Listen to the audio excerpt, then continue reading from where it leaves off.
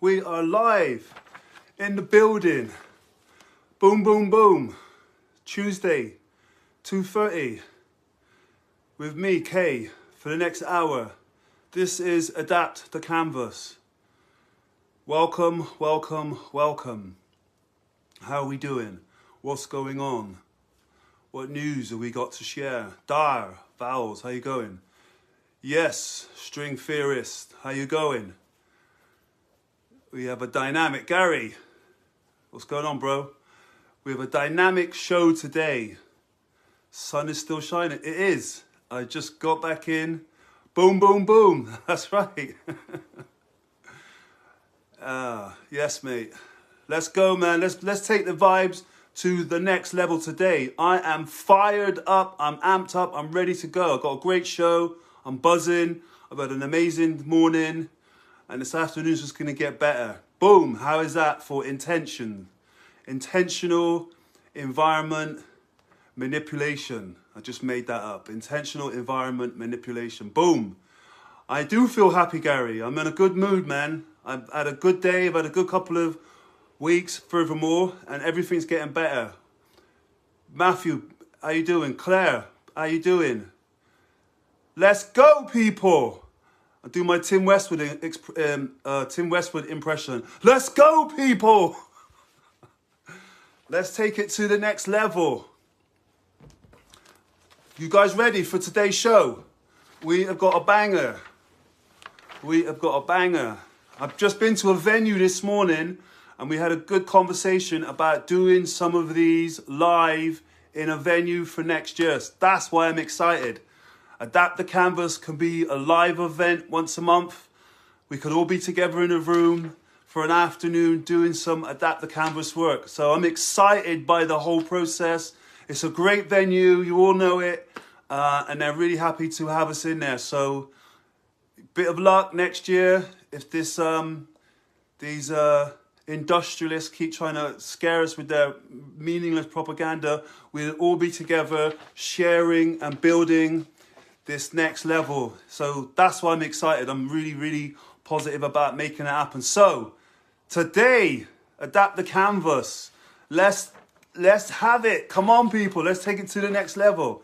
Let's raise our vibrations so we can get to wherever we want to get to. You know what I mean? I just had a conversation and I'm excited about the possibility. So the possibility has got me fired up today and amped up today. So think about your possibility. What's going to get you fired up and amped up? And remember, you can create a different type of environment when your energy is uplifted. So remember that, you go into a situation enthusiastic, fired up. I'm saying your energy is what is going to take it through. So today, let's take it to that next level. Ain't watched TV for 5 years. That's good. We don't need it. Propaganda. That's what's called television, trying to tell you your vision. You don't need it. So this is what we're doing. We're creating our own visions. We're creating our own reality. We're creating something for the betterment of ourselves, our family. Let's take it to the next level, people. What are you saying? Let's go. Let's go. So let's let the room fill up a bit more. So today's show is why failure interrupts with the experimentation process. It's experimentation that creates success, in my opinion, right? And so I'm going to present my case. I'm going to present my case to you why I think experimentation is important, right? Is important because lots of people. So what's failure, first of all? Why do people fail? What is it with failure that stops people in their tracks? Well, because failure is a visceral experience. First of all, it attacks the nervous system. It attacks the psychology, right? It makes people feel less than something, right? So they think they're their behaviors. When you fail, you are not the failure. The thing you did didn't work. So there's a disconnect. Some people say, I failed. Well, you didn't fail. What you didn't work, right? Something happened while you were there, right? Something happened while you were there. Something didn't work. You just happened to be there when it didn't work. So somehow now you've connected the two. This didn't work. I'm in the same place. Therefore, I am the problem, right? Well, you just need to readjust the way you're thinking about the thing, right? So What were you doing that you failed at? Obviously something you didn't know what you were doing, you weren't confident, you didn't have enough experience. So therefore, we could say that was an experiment, right? You tried to do something, you applied the knowledge that you had to get it going. It didn't go you where you wanted it to go, but for some reason you said, oh, it's not going to work, I'm a failure, now I'm going to stop doing it. When in reality, you're in the experimentation phase. Think about it. You're in the mode of experimentation, right? Now, work with me, guys, work with me, right?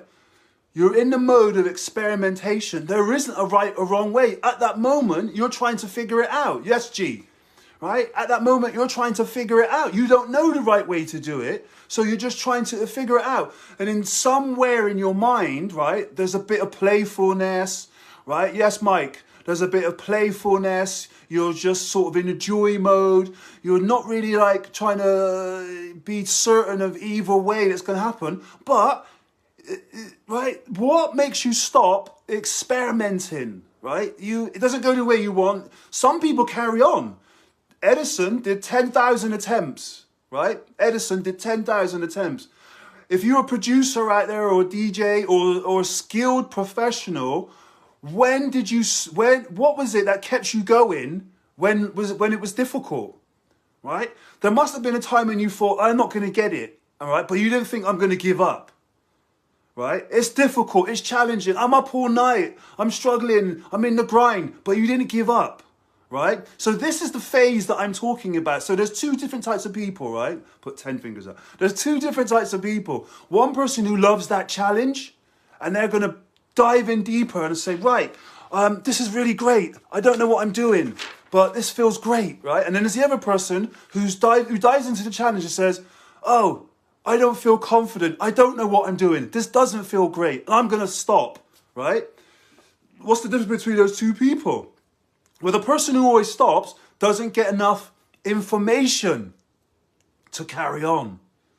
They're not imagining themselves figuring out a solution. Whereas the other person, they're just in the flow, right? They're not questioning it. They're not thinking of the outcome per se. Their motivation is joy. Their motivation is curiosity. What will happen if I do X? Well, let me take this apart over there and put it with that one. Oh, that's interesting. I never thought of that. Well, let me do that over there and put that over there. So there's this openness and curiosity and wonder to just mix and match. Think about a painter. Think about all the painters. So I've been reading a book. I'll try and dig it out in a minute. But in the book, it talks about one of the great painters, Toretto or something like that. So if I'm saying his name wrong, I'll put the proper pronunciation and the book in the comments afterwards. But Toretto was a famous painter back in the day, in the Renaissance period, and he was experimenting how to get the skin texture of humans to be really lifelike. And he experimented with loads and loads of different colours, loads of different shades. And Picasso, I mean, I guess all painters are like this, but Picasso's famous for this as well. Shades of blue, right? This type of blue, that type of blue, what type of blue? So Toretto, he created this form of painting where he used egg yolk to get the skin colour to be as lifelike as possible. Who would have thought of that? You're a painter, you use paint. Where did the egg yolk come from? All right? So look how the mind was working. He looked at all of the tools and the things he had available to him, but he didn't limit it to just, oh, Tim Toretto? Right, got you. Tin Toretto, got you. Yeah, so check out that painter, look at his creative process. Another guy who's obviously a genius when it comes to creative thinking, and that's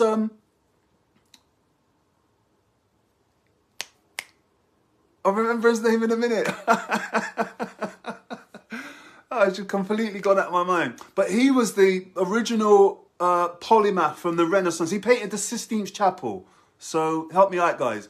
So he when they found his notes, he had pictures of helicopters. He had pictures of advanced mechanics. Not Salvador Dali, but before him. And so he had paintings and he was an engineer, a painter, an architect.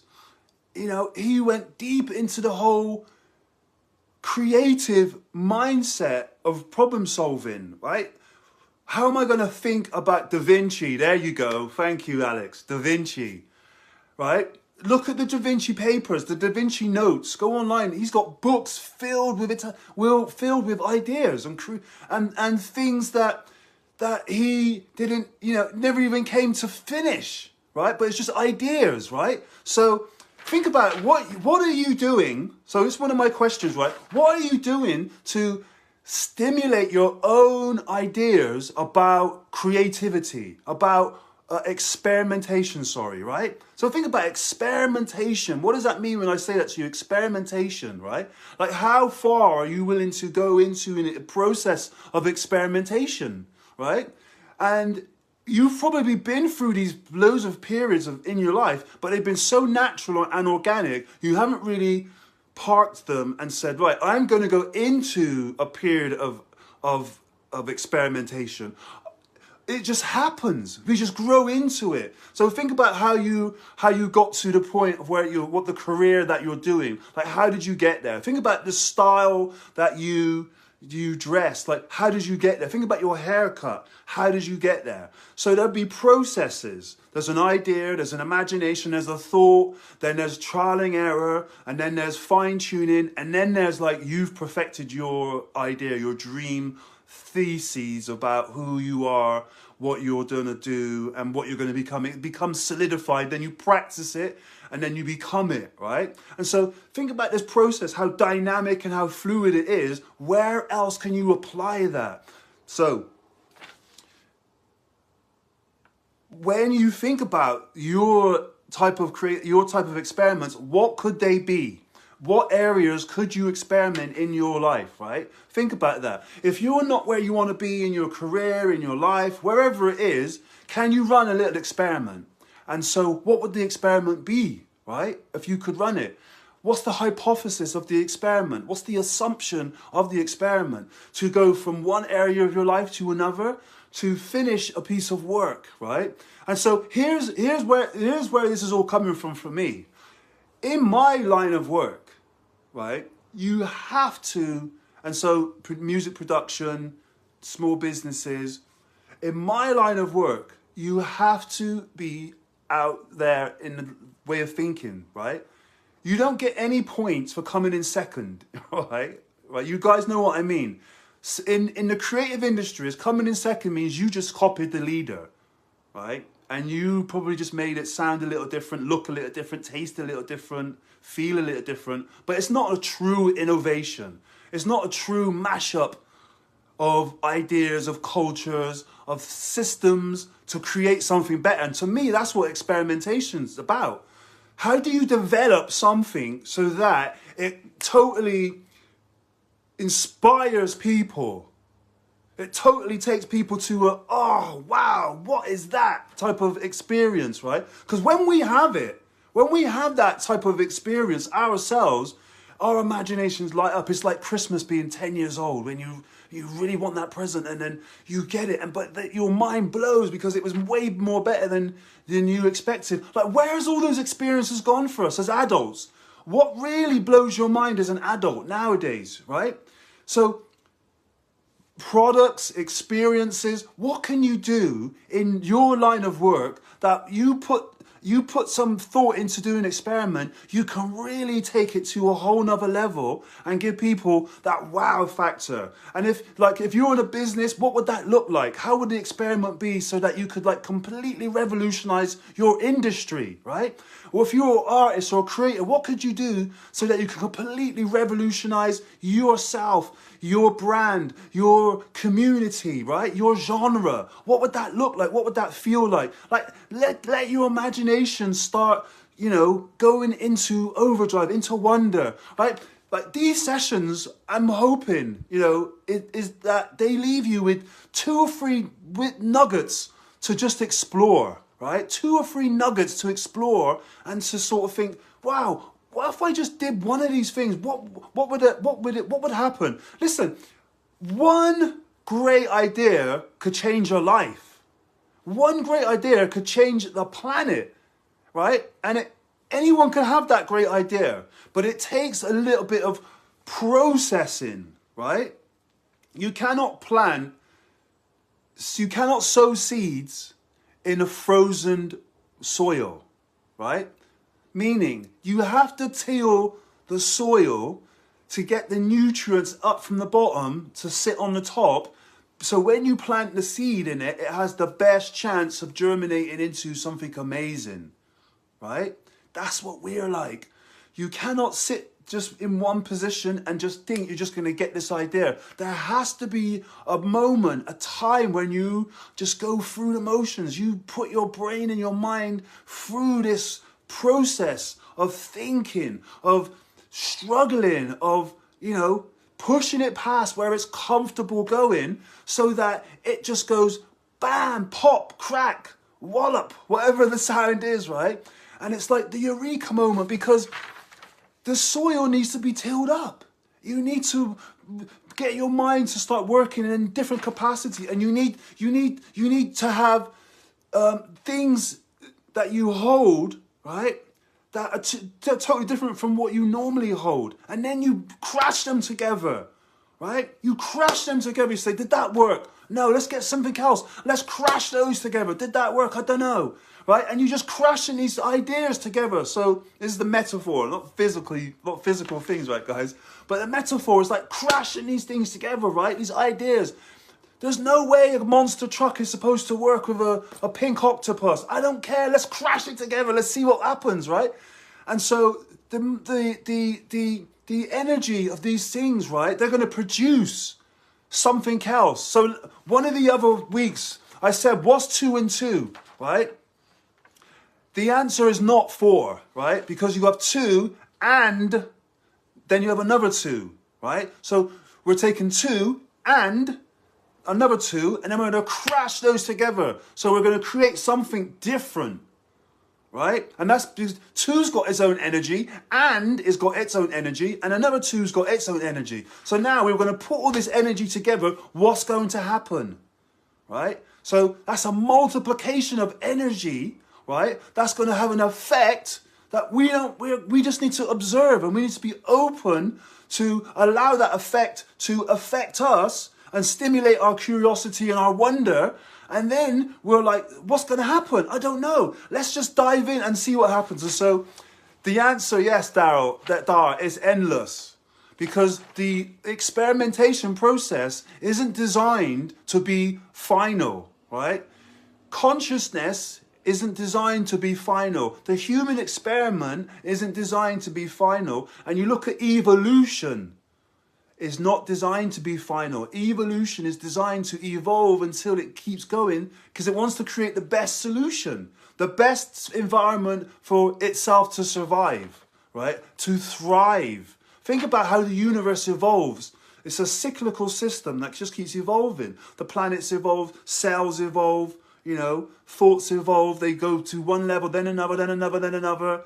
Right? The system isn't designed to just stop. Oh, we've reached the pinnacle of the universe. It hasn't happened yet. Right? It hasn't happened yet. And apparently when one universe reaches its pinnacle, it explodes, and the explosion creates something else. Right? So this is the cause and effect.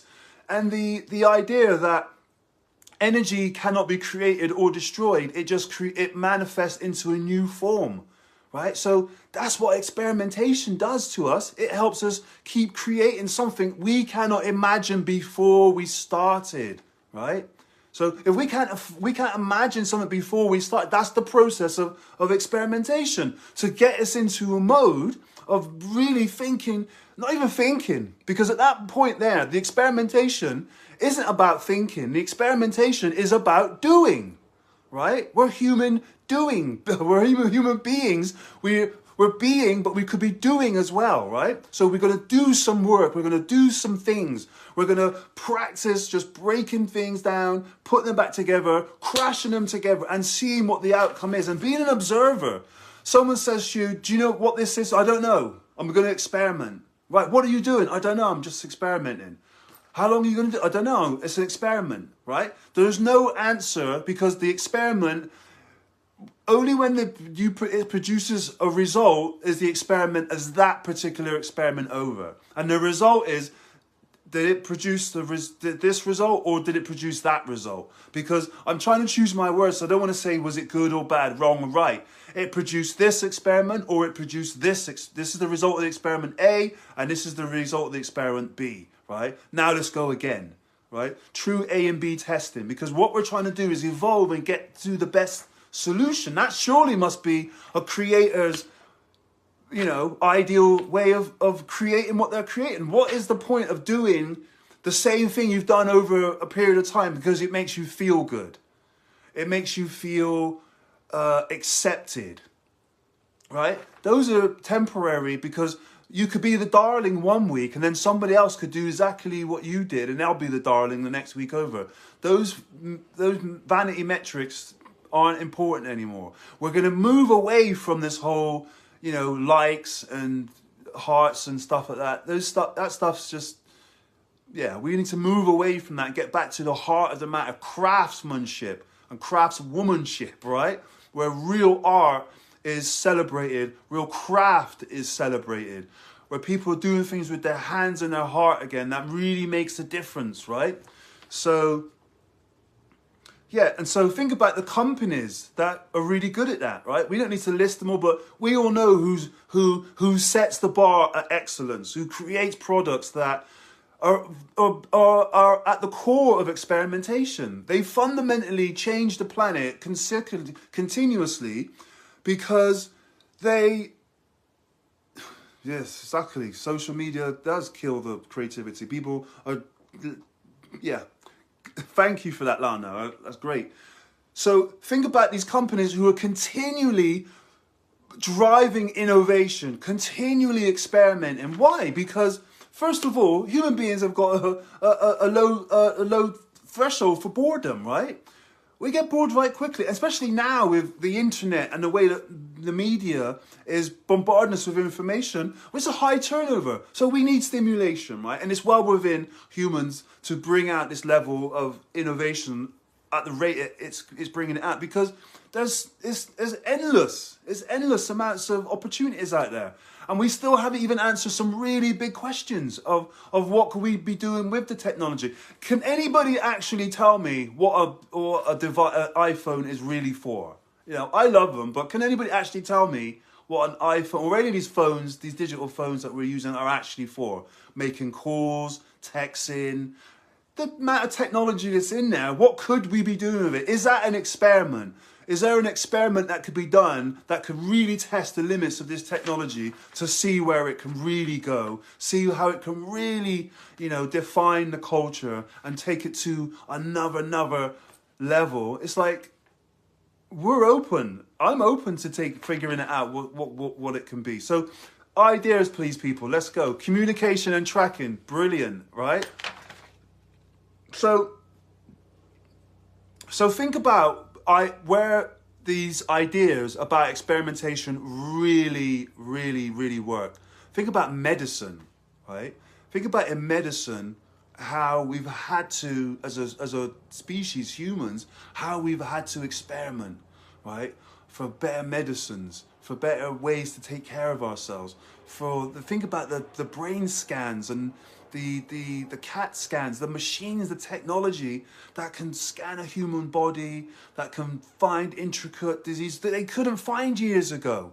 Think about think about how they came up with that idea, right? The trial and error, the way that they had to, really think and try this one and try that one, right? Think about it. It's like, it is fascinating what some people do to better the race, right? And so this is what I'm talking about, this level of experimentation, this level of research and development, this level of persevering through the psychological feelings of defeat when things don't go right? When things don't go the way you want them to go. Like how, like again, two types of people. One person thrives on that. Oh, it's not working, I'm going to make it work, and I'm going to just keep going. The other person, it's not for me, this isn't going to work, right? But we know, with perseverance, with trial and error, right? With a mindset that's built for success, built for growth, built for progress, amazing things can happen. So let's scale it right back to us again. Let's make it relevant to actually us again. What could we do, right, to apply an experimentation to ourselves that we can create something that would be next level for us, right? That if you achieved this and got through this experiment, what would that feel like, right? What would that evolutionary leap and jump feel like for you? Listen, as I'm saying it, I'm getting excited, right? So what would that experiment be for you, right? What would you need to have to help that happen? What are the tools that you would need to create that, right? So think about that. Think about just doing a simple experiment, a thought experiment. So Einstein created the theory of relativity, right, with a thought experiment. He couldn't prove it, right? He had a thought about himself sat on the front of a star, a shooting star, or a light beam, sorry, going around the universe. So that was his hypothesis, and how he came up with the theory of relativity, the E equals mc squared. That was Einstein's idea as theory, right? It was a thought experiment. So we can do thought experiments. Do a thought experiment. What would it be like to live this dream life that you're going for? Have a dream career, finish a project, create a product that changes the game, take your career to the next level, you know, write a great song, create some great designs, whatever it is that you are invested in that's going to take you to that next, like, what would that feel like, right? What would be the ideal conditions for that to happen? And what would it be like to leave where you are now and to have some crazy ideas about how possible it could happen, and then experience what it would be like to live in that thing in the future? Like, that could be a thought experiment, a meditation, a visualization, a drawing. Lots of my ideas come from drawing. I'm a great doodler. I love to just draw thoughts out. I sketch them out. I give them names. I give them situations. You know, I write loads of interesting drawings and diagrams. Use different color pens. I use mind maps. I use stickers. I'm trying to jog my mind out of its normal way of thinking, right? Because I'll get into a rut, I'll get into a comfortable way of thinking, and I'll delude myself thinking I'm making progress, and really I'm just getting comfortable. And I feel like I'm smart. Well, I'm not. I'm just like thinking that this is cool where I am, but is it where you want to be? No, but it's cool. I feel comfortable. It's where I'm slightly different. Yeah, but there's more. Keep going. And so the process I know now is just to keep going, it's to keep pushing. And once you meet that dead end, you go down that road. And when you reach that dead end, you go down that road, and you go up. Sometimes you go down. Sometimes you take left, right. It doesn't matter, as long as you keep going. There isn't an answer, and there isn't a necessary end, because improvements. Look how let's just take the iPhone. So sorry if I'm, dissed anybody about the iPhone earlier. I do love the iPhone. Just trying to figure out what it's actually for. But look how the original iPod, what it was like, and look where the iPhone is now. And look where they've come to the point now where Apple have created their new M1 chip. So from a company that just made computers to a company now that's revolutionized the chip. So if you know anything about the M1 chip, it's the fastest chip, and it's like outperformed the chips before it by like 20 or 30 to 1, right? Think about that. This is Apple. They're not a microchip company, right? But they've reinvented a chip that is outperforming actual companies that do that for a living. Like, that's experimentation, innovation at its highest level. So Tesla in trying to work with manufacturers to improve the battery, so we get new. Yes, Scotty, it's ridiculously huge, and that's just the beginning, right? So Listen, guys, there's some breakthroughs. I'm just going to quickly give you 3 massive breakthroughs coming down the line. AI, GP3, the deep fakes, and Adobe Speech. Just 3. Check those out. And actually 4. Boston Dynamics, robotics. Check those 4 things out and email me, touch base with me, and let me know what you think.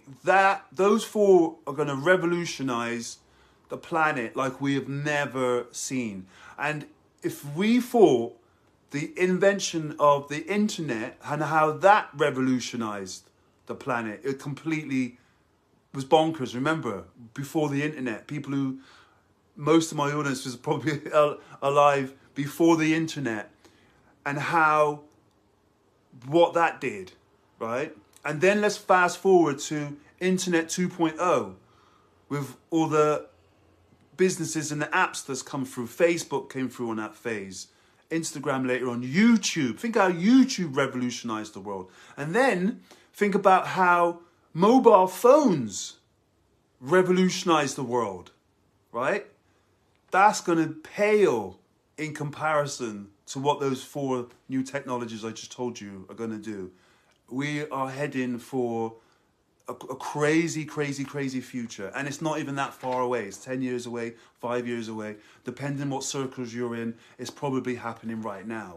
So this is what I'm talking about. Are we actually getting in what these phones are actually doing when this other technology is miles and leaps and bounds ahead than what we were even aware of? Human 2.0 is on its way. It's already here, bro. It's already here. It is already here. We're moving at light speed. So let's go back to the whole idea about experimentation. Let's look at some other people who value the experimentation process and who live by it. Artists. Think about painters like we spoke about earlier. Let's look at sculptures. People who sculpt, right? People who make pottery, right? People who are, like we said, painters, sculptors, artists and creators who have a blank canvas and they're continually making adjustments as they go along to create this thing that it doesn't exist yet. This thing doesn't exist yet, you know, and they are constantly reevaluating, constantly thinking outside of the box. They're constantly, you know, pushing themselves to develop new ideas, new techniques, new ways to create something. They don't, you know, if you're one of those people out there, you don't know exactly what it is that you're trying to achieve. You just know you're trying to create something different and new and entertaining for yourself, first and foremost, right? You're the one who wants to be stimulated. You're the one who wants to wake up every morning and rush to this place of work because you've got some great ideas, right? Because it's exciting, right? You've got that childlike wonder, that childlike energy that you want the rest of the world to see. You know, remember the first time you saw Star Wars, right? Remember the first time you saw Toy Story? Remember the first time you saw Terminator 2, the liquid Terminator? Like Matrix, right? Like mind-blowing moments in cinema, but also technology, right? And so when you think about that, think about all the hours, the man hours that went on before that. All the experimentation, all the trial and error, things they had to do so that we would have that experience for that hour, 2 hours on the screen, in the cinema, and your mind would be completely blown away, right? That's what we're talking about. Innovating, creativity, experimentation, not, you know, this whole willingness to experiment, to break the rules, to break boundaries, to not be confined by the ideas that's come before us. That's what the saying, standing on giants, is about, right? We're standing on the shoulders of people that have come before us. We're saying, wow, you guys have got really far with that limited technology. How could they send a man to the moon with the technology that they had back then? And look at what we've got now. We haven't gone further. We've got so much technology now, we haven't gone further. We just retired our fastest plane, right? Concorde. There's the fastest commercial plane. We haven't got another one to replace it. Why is that? But yet we've got technology much better. Why is that? Right? Isn't that people are experimenting? Aren't people being open enough? Are people afraid to fail? Is the cost of it too much? I don't know. I don't know what's going on in aviation. Maybe that might be my next place to look into and get some insights in, and to, you know, experiment with those ideas with something else to create something new. So just as a side note, when I was doing my new album, Edge of Everything, I studied lots and lots and lots and lots of different things to come up with these ideas to make the album sound the way it did. I hardly listened to any music. Hardly any music. I was watching documentaries on music, and I was watching, I've heard of SpaceX, I was watching documentaries about musicians and the way that they think. I was watching programs on engineering, bridge building, monster trucks, quantum physics, watching lots of documentaries about space, travel, teleportation, probably, watching lots of sci-fi stuff, like old programs like Doctor Who. I was just trying to switch off my mind around what I normally do. Right? I was looking into other. There's a question, sorry, about Lost Horizons. What's the festival called? Lost Horizons. How do I get in? There should be a link for tickets. I will put the flyer up on my page again for you guys. And so the whole idea for me, and in that creative process, was to really think differently. And whatever you put in your mind, you get the equal opposite reaction out of your mind. So if I'm just consuming, my culture is in jungle music, I'm gonna just keep putting out jungle music. What I wanted to do, I wanted to experience movies, I wanted to experience technology, I wanted to experience people at the top of their game. What are these professionals doing at the top of their game? How can I experience some of that? What can I learn from that? And then I internalized it, meditated. You guys know about my practices, a lot of meditation, a lot of solitude. And then this stuff comes out, and because my music is my chosen tool to express myself. Yours might be fashion, it could be painting, it could be pottery, it could be sculpting, it could be design. Whatever your creative output is will be affected by the input you put in. And so I learned this from IDEO, so a book called The 10 Faces of Innovation.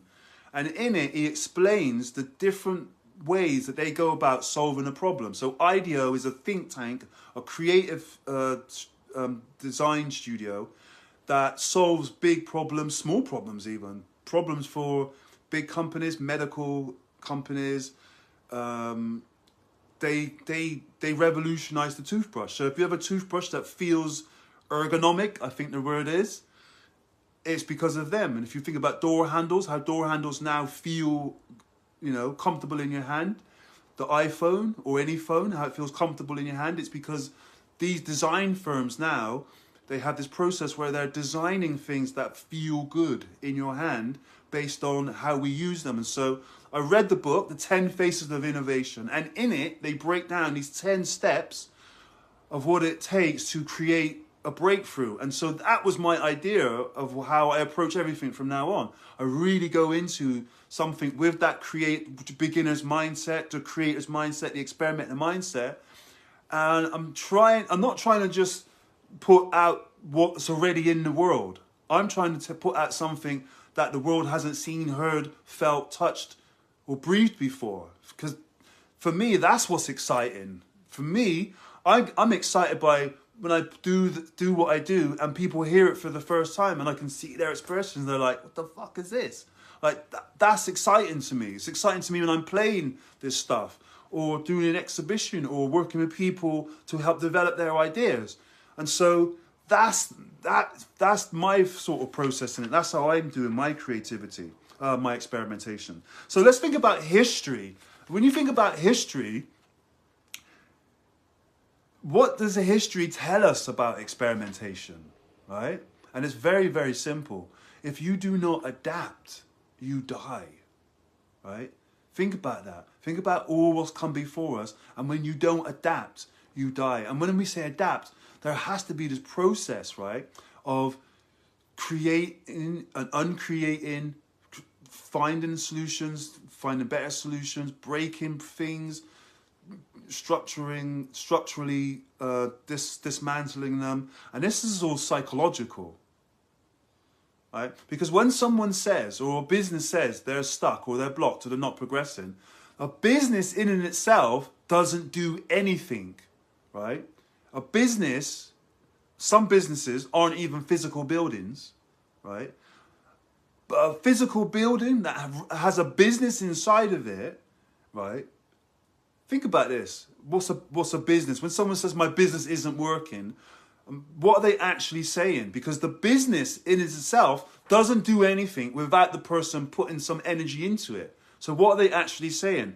They are not being able to think and behave in a different way to get that business to work, right? Because the business doesn't do anything by itself. Not yet anyway. We have some AI businesses come in, but that's an AI, it's a computer, and it's going to be thinking, it's going to be making alterations. But think about that. So when someone says they're stuck or they're blocked or they can't get to that next level, what are they actually saying? So think about how we have to evolve to that next level. Think about the process of going to this next level. We are in the process now of evolving. Some of us don't want to, right? Some of us are trying to hold the rest of us back. Some of us have only ever had one good idea and they just keep trying to repeat that one idea. Some of us have got loads of new ideas, but society's not ready to hear that. Society's not ready to welcome these radical new ideas because they're just trying to hold on to what they know. So think about this process we're in right now. This is a huge shift. This is a big deal, what we're going through right now. And with this people trying to hold back the inevitable change that's going to happen and development that's happening in human consciousness right now, there's nothing you can do, right? You either go with it or you become a victim of it. That's the process of the universe. The universe wants to create a better version of itself. That's why it creates. That's why it keeps creating. Think about it. When a species dies, why does a species die? Because it can't evolve into the environment, into the new environment. So it has to go, right? Study anthropology. They will break down, and social sciences, it breaks down how certain things have to adapt to the new environment. What are we in right now? This is a new environment that we are in. Look at the constant stress that's being bombarded to us from the media, through social media, from governments and from people who are no more qualified. I've said it and I'll say it again. Those people in those jobs, they're no more qualified than you or I to run human affairs. And that's different from pushing papers and making suggestions, but a human affairs are way different. So think about that, right? When we start drilling down to it, I know it's probably diving into a slightly different area, but this is when the rubber meets the road, there isn't much else going on at that deeper level than consciousness going to that next level, then the universe refining itself and going to the next level. What is a great idea? A great idea will be this culmination and the sum of what has come before it, but then goes to another level. Think about I'll keep coming back to the iPhone, but it's a great tool to give these examples. Think about the Nokia before the iPhone. That phone handset they used it in Matrix. Remember the flip in Matrix? And it was the height of technology. We were all blown away by it. The orange green screen, the green pads, the buttons, the way you flip the button and the thing came out. And every phone was a variation of that. The flip, all our buttons and a screen of sorts. And everybody was like, oh my God, this is amazing technology. And then all of a sudden, Apple comes out with the iPhone as one button and a huge screen completely revolutionized. It didn't just incrementally change the game. They didn't just knock on the door and say, excuse me, we've got something I think you'll like. They completely shattered everything that ever existed before that. They came in and completely demolished anybody. They did it for years, right? Nobody could get close to Apple with anything as innovative as Apple did. So they just copied it. Remember what I said at the beginning of the show? This isn't about coming in and doing the same what someone else has done and slightly changing it. No one remembers who came out after iPhone, right? It's not important. We celebrate the iPhone because it was a true innovation. And we celebrate people, companies, brands, ideas that are true innovations. When we see the leaders who went through, this is why we like them, right? Because the Mavericks and the Rebels, they have done the work, right? If they're true innovators, they have done the work. They've been in the trenches for months, years sometimes, right? And eating jacket potatoes and beans, right, for years, right? Sleeping on floors underneath desks, struggling, trying to understand how to do it. And finally, before then they were called madmen, mad women, nutters, people who needed to wake up. And all of a sudden, they created this massive breakthrough and they did wake up, right? And now who has to switch because you didn't see the vision? You didn't understand what was going on. And now they've brought something to the world that's completely changed the way we interact with technology and with and ourselves in a fundamentally new way. That is the breakthrough mindset. That is the type of innovation, the type of experimentation that breaks the game, breaks the universe, breaks and exceeds expectations. And it does one other thing as well. It captures our imagination, right? It captures our imagination. We are excited by that idea. We are so like, this is nuts. And so that is what we're talking about. That is why we do love it, we like it, and we get excited by it, because that takes the game, that takes society, that takes consciousness. So let's look at this whole Apple thing again. Again, I'm going to say it because it's a great way of understanding what they did. So Apple creates a phone. They create apps, right? The apps people are able now to create apps for the platform. Look how many jobs they've now created, or other opportunities for people to create apps. Tech people now have created, lots of people have now created apps who are just maybe tinkerers. Now they've got thriving businesses. And think about the people that use the apps for their businesses and how they've changed their business, the way they've worked. So isn't the phone, so here, I'm answering my question. So the phone hasn't just given Apple, this whole leap forward. The phone now helps people create economies within the ecosystem and helps people create solutions with the apps for their businesses. That's what the iPhone's for. I just scratched my own itch, as it were. And so it's fascinating what can happen when you take this whole idea of experimentation to that next level, because you don't know, right, what the result, the real outward result of the experimentation is going to be. It's going to be phenomenal. It's going to be amazing. It's going to change not just your life, but the people's lives around you, and people's lives who you might not even come to meet in your lifetime. Like, that is the legacy of what it is that we're doing here. So history tells us you adapt or die, right?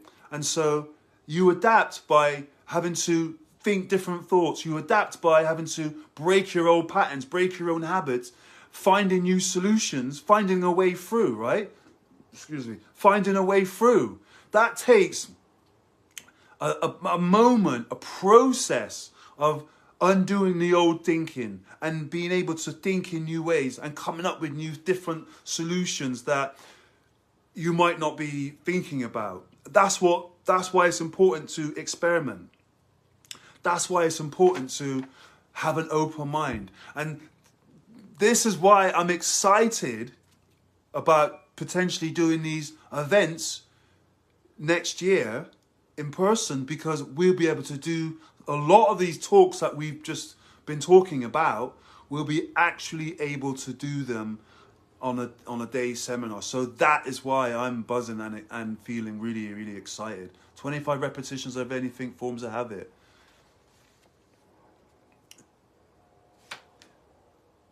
Kiyazan, is that right? Kiyazan? 25 repetitions of anything forms a habit. Very powerful. So, to finish off today, think about where your ideas come from and how can you experiment and get that to grow to that next level, right? So, before we finish as well, we're just wrapping up. But people, if you want to do a workshop around this experimentation, hit me up on here or email me at disruptivek@gmail.com and we'll figure out to do a workshop around it. We could do an online, first of all, maybe January, February. And then obviously when things calm down a bit, we're going to do some more in-person events. So I'm definitely looking forward to that. But if you don't want to wait and you want to do a Zoom masterclass, email me at disruptivek@gmail.com and we'll definitely get one of those going. disruptivek@gmail.com. So you can email me there. You can also email me about Wednesday's workout. This is our private members group where we go into a lot more detail about the creative mindset, and we are coaching you for longer periods of time in smaller groups. And we have our private Facebook group.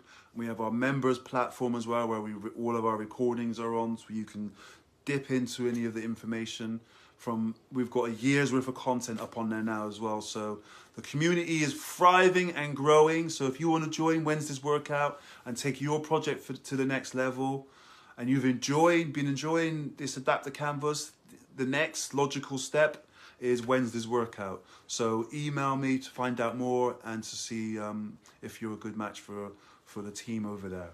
So yeah, so the other extra benefit from the experimentation, which is amazing, is the unexpected and unpredictable nature of them.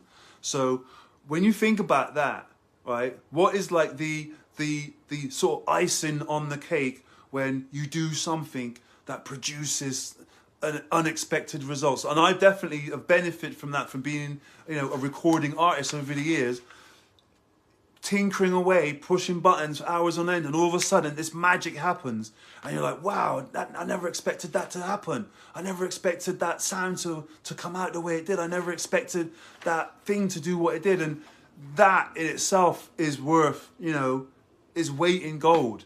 The way that me and Suv and Dai started creating the jungle music that we created at the time was through an accident. So we were in the studio together making tunes, and we left the studio for lunch or something. We came back and we turned on the computer, and it played without one of the main, like we used to have a kick drum back in the day when we used to make our music. It had 4 to the floor in it, and we had breaks around it.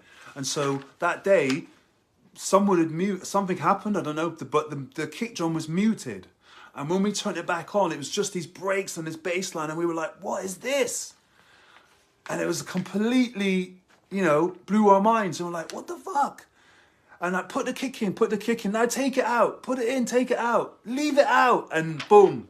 That's how we got to where we got to in making jungle for us. So through an experiment, through an accident, even in the beginning, jungle was an experiment. It was an experiment of speeding up hip-hop breaks. It was an experiment of using techno bass sounds. It was an experiment of using reggae sub-basses. It was an experiment of using hip hop vocals, reggae vocals, you know, and copying techniques from, you know, mixing techniques from, you know, pop, electronica, trying to understand how to make the music sound better. And so the whole thing was an experiment. Nobody knew what they were doing. If you would have asked any of us back then, what are you doing? The answer would have been, I don't know.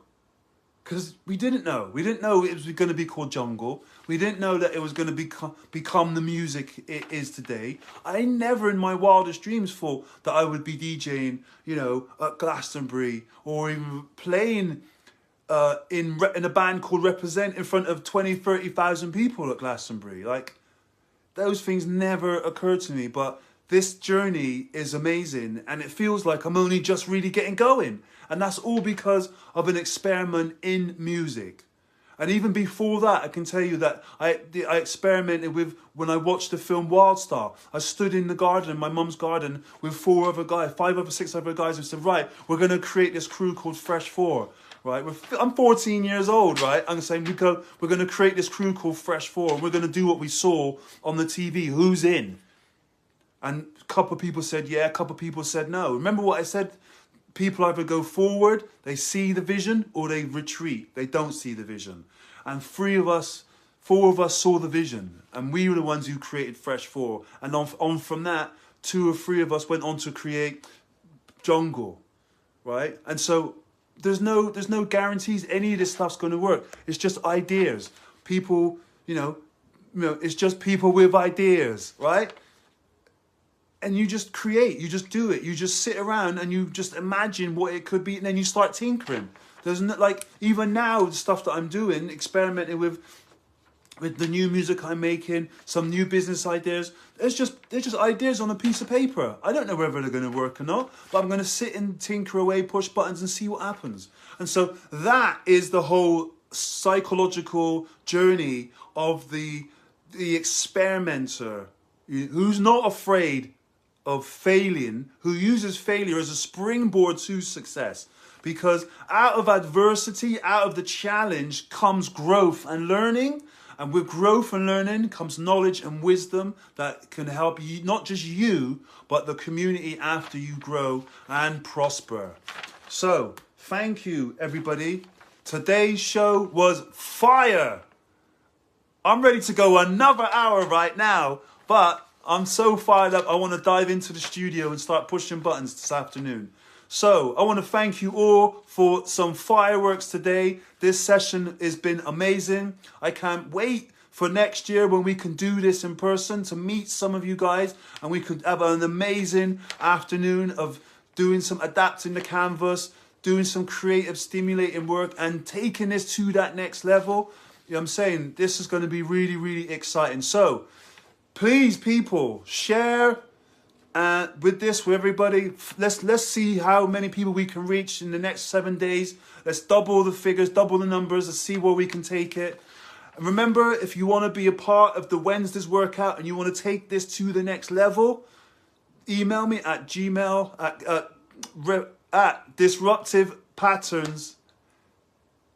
Is that right? No, disruptivek@gmail.com. The email is on there. Check it out. And thank you, everybody who turned up for the masterclass a couple of weeks ago. That was amazing. We're going to do another one in January. So listen, look what we're doing. We are setting ourselves up for success. So from every month, from now on, I'm going to be doing one big masterclass. Hopefully we'll be able to do in you know, the real world. But the next one is going to be in January. We're going to do another masterclass. We're going to dive deep into the creator's mindset. Maybe we'll call that the experimenter's mind. I don't know. If you've got any ideas, let me know. I'm open to it. But we're ready to grow. I'm ready to take this thing to the next level. And I would love to bring you guys with me for this next part of the journey. So, thank you for listening in for another edition of Adapt the Canvas. This episode was fire! I really enjoyed it. So thank you. And I will see you all next week for some more fire in the booth with me, Kay, Adapt the Canvas. Have a great, fantastic week. Keep the fire burning. Namaste. Blessings.